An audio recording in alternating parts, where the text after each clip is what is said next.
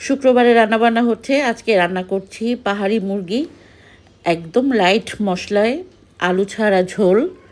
যে গরম পড়ছে না, একদম কষা কষা রান্নাবান্না আর হচ্ছে না। মূলত রান্নাই হচ্ছে না, চুলায় গ্যাস থাকে না, নানাবিধ সমস্যা।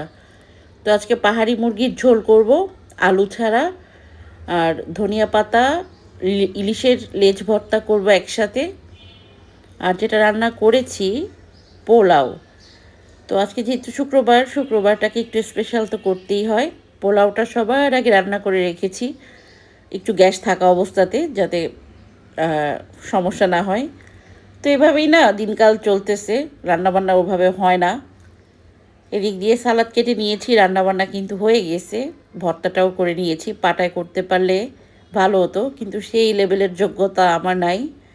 আর এই যে মুরগির ঝোল, খুবই কম মশলায় লাইট একটা তরকারি, খেতেও ভীষণ ভালো হয়েছে। তো এভাবেই টুকটাক রান্নাবান্না করে শুক্রবারটাকে একটু স্পেশাল করার চেষ্টা করলাম। তো এই ছিল ভিডিও।